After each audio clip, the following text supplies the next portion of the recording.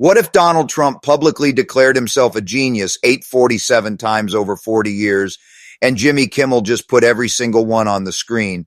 One quiet count, one devastating timeline, and the stable genius myth began to collapse in real time. Nobody builds walls better than Donald Trump. Nobody's better to people with disabilities. Donald Trump has also heard he was first in his class at the Wharton School of Finance. Sometimes when you hear Donald Trump say it, you don't say anything. You just let it go. There's nobody bigger or better at the military than Donald Trump is. That's the way Donald Trump learned at the Wharton School of Finance. Nobody's fighting for the veterans like Donald Trump is fighting for the veterans. Nobody's stronger than Donald Trump. Nobody loves the Bible more than Donald Trump does. Donald Trump is highly educated. Donald Trump went to the Wharton School of Finance. Nobody has better toys than Donald Trump does. There is nobody that respects women more than Donald Trump does. There's nobody more conservative than Donald Trump. Donald Trump went to the Wharton School of Finance. Donald Trump was a very fine student. There's nobody who's ever had crowds like Donald Trump has had. Nobody even understands it but Donald Trump. It's called devaluation. Nobody knows more about trade than Donald Trump. There's nobody that understands the horror of nuclear better than Donald Trump. But what the public didn't realize at that exact second was that this endless parade of self-praise from Donald Trump wasn't just harmless political swagger. It was the symptom of a deeply rooted psychological armor, a defense mechanism that was about to be systematically dissected and exposed on national television by Jimmy Kimmel, revealing a hidden truth Donald Trump had spent 40 years trying to run from. The psychological warfare between the media and the White House reached a boiling point in early 2026. Every single word uttered on broadcast television is monitored, measured, and weaponized. The tension is palpable, a game of high-stakes chess where one wrong move can break an empire. And it all came to a head during a recent live broadcast where Jimmy Kimmel pulled back the curtain on Donald Trump. A prominent journalist sat across from an elder statesman, and the conversation turned to Donald Trump's communication style. In all fairness to the former president, is that true? Do you have to use a teleprompter when speaking about President Donald Trump? Just kind of riff on your thoughts on him. The elder statesman leaned back, a mix of exhaustion and disgust flashing across his face. Yeah, he's so stupid. Look at the lame things that Donald Trump said. He's so stupid. He can't even say anything clever. The screen went black and then absolute silence. Jimmy Kimmel doesn't yell about intelligence. He counts it. And on a recent broadcast, Jimmy Kimmel did something nobody had attempted in the 8 years since the term stable genius became part of the volatile American vocabulary. Jimmy Kimmel pulled back the curtain on the grandest illusion in modern political history, Donald Trump as the stable genius. It began with a simple archived clip from the tarmac of Andrews Air Force Base years ago. A reporter shouting over the roar of jet engines asked Donald Trump a question that should have been simple to brush off. Will you be tweeting differently once you board the Air Force One? Donald Trump didn't hesitate. He looked into the lens, his face deadpan, projecting an unsettling level of certainty. No, that's other people that do that. I don't. I'm very consistent. I'm a very stable genius. Jimmy Kimmel stood center stage, a folder in hand, looking at his audience with that familiar knowing grin. I'm a very stable genius, Jimmy Kimmel mocked, mimicking Donald Trump's tone. You know, we've been hearing so much about these cognitive tests Donald Trump keeps acing. The studio audience erupted into laughter, but Jimmy Kimmel held up his hand, cutting the noise short. The atmosphere shifted from light late-night comedy to a clinical high-stakes investigation.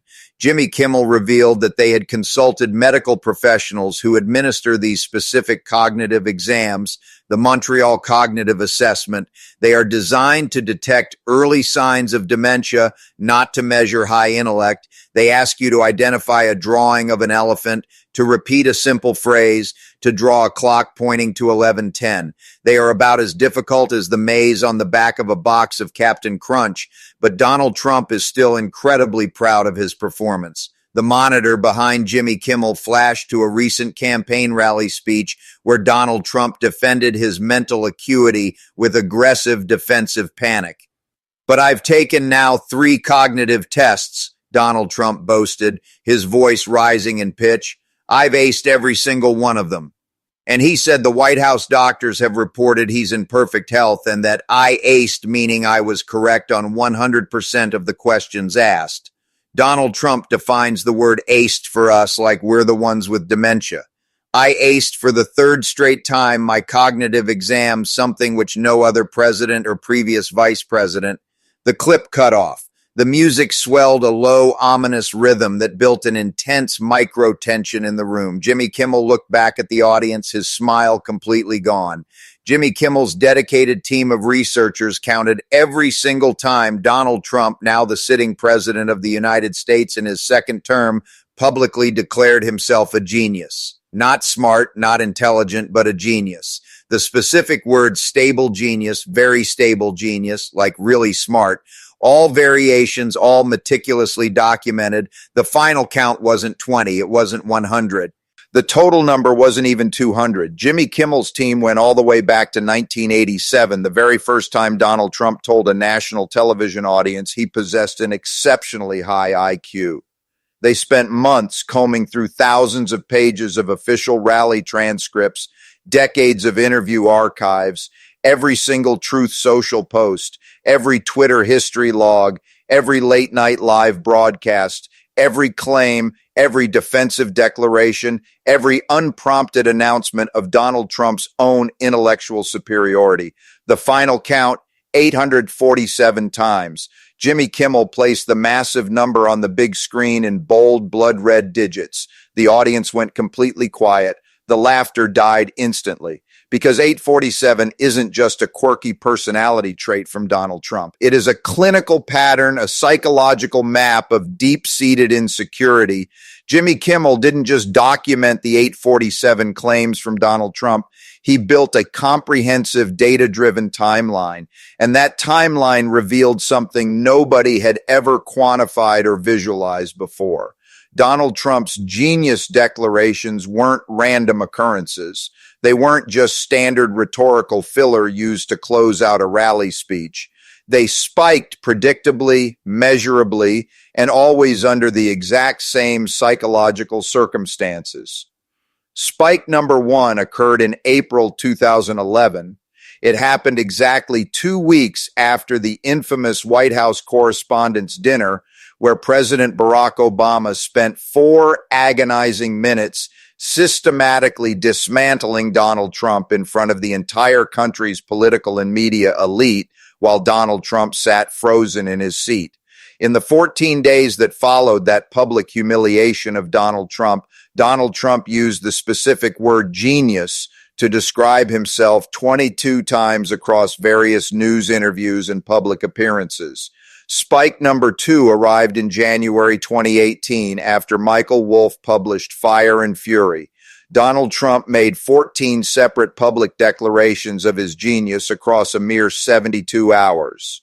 Spike number 3 occurred in July 2020 after Donald Trump visibly struggled during a live public event. In the 30 days that followed, Jimmy Kimmel's data count documented an astonishing 41 separate instances of Donald Trump declaring his high intelligence. The pattern was entirely clinical. The data didn't lie.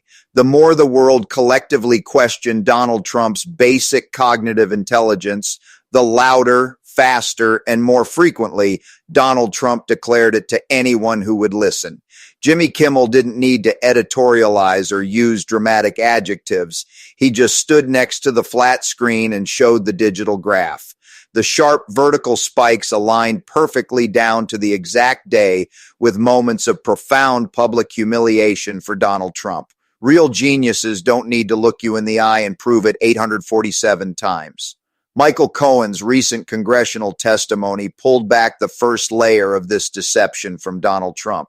His most shocking claim was that one of the many weird, legally gray things Donald Trump explicitly ordered him to do was to send threatening legal letters to Donald Trump's high school, his colleges, and the College Board. The letters carried a terrifying warning. If you release Donald Trump's grades or his SAT scores, we will sue you into bankruptcy. Jimmy Kimmel didn't just talk about the high school. He brought out a live guest who was there when the cover-up actually happened at the New York Military Academy, where young Donald Trump spent his formative years. Please welcome Dr. Ned Stewart, Jimmy Kimmel announced. A sharp, elderly gentleman walked onto the stage. Jimmy Kimmel wasted no time looking the doctor dead in the eye. Dr. Ned Stewart, did Donald Trump call you to ask to have his grades buried? The doctor paused, letting the silence stretch for 3 agonizing seconds. Of course not, Jimmy, Dr. Stewart said with a dry smile. Donnie would never do that. But the doctor wasn't finished. He leaned into the microphone, his voice dropping an octave. He didn't call me. He sent his billionaire donor friends to do the dirty work for him. They threatened to cut off the school's funding if those records ever saw the light of day. The crowd gasped. Jimmy Kimmel didn't structure this segment as a standard mean-spirited late-night roast. He built it as an objective historical piece of documentation about Donald Trump, the raw account, the verifiable timeline, the mathematical correlation to public failure, and deep psychological humiliation for Donald Trump. There were no cheap jokes layered over the top of the data. Jimmy Kimmel just let the data render itself completely visible under the studio lights. This is precisely the kind of content that travels far past the limitations of a standard social media algorithm. It is the kind of clinical breakdown that gets cited in academic papers. It gets referenced in heated arguments at family dinner tables. It gets copy-pasted into political comment sections and dropped directly into the replies of Donald Trump's own social media posts. Why? Because it isn't an insult. It is a precise empirical measurement of a lifetime of insecurity from Donald Trump.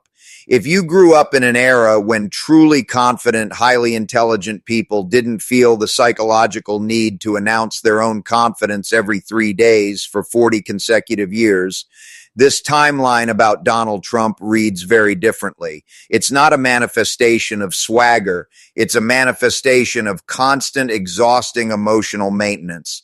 It is a frantic declaration repeated so often that it ceases to be a statement of fact and starts to sound like a desperate reassurance, not for the audience sitting in the stadium seats, but for the fragile ego of Donald Trump himself. Then Jimmy Kimmel did something quietly devastating to the administration's core narrative about Donald Trump. He bypassed the recent political theater and pulled the oldest archived claim on record from Donald Trump. The year was 1987. The show was Larry King Live. A young, dark-haired Donald Trump sat in the studio guest chair. He was in the middle of a standard, unprompted answer about Manhattan real estate. Suddenly, out of nowhere, Donald Trump pivoted the entire conversation to look directly at the legendary host. I have a very high IQ, Larry, Donald Trump said, unprompted, very high. Larry King hadn't asked about his intellect. The question had been entirely about a concrete building project in Midtown. 37 long years stand between that precise television moment and Donald Trump's second inauguration in the White House. 847 identical defensive claims in between, the number steadily growing, the frequency intensifying with every passing decade, the pathological need for Donald Trump to declare his genius becoming the single most damning piece of primary evidence against it. Jimmy Kimmel slowly placed the chart down onto his desk. He didn't smile for the cameras. He didn't punctuate the moment with a clever punchline to get a final cheer from the crowd. He just stood there and let the final count sit silently on the screen for 5 seconds. 847 claims across 4 decades. Each single declaration a little louder, a little more desperate than the world's creeping question about whether any of them were ever true from Donald Trump. He wasn't trying to legally prove that Donald Trump wasn't a genius. He was demonstrating a fundamental truth about human psychology. Real geniuses don't need to look you in the eye and prove it 847 times. To this day, the White House has not issued a single official response to the data count from Jimmy Kimmel. Jimmy Kimmel's production team posted the entire methodology, the raw data sheets, and the media sourcing guides online for public review. The interactive timeline remains completely accessible to anyone with an internet connection. The historical patterns from Donald Trump continue to repeat themselves in real time. All we do is find the exact page number in the archive. That is the whole job. The patterns repeat.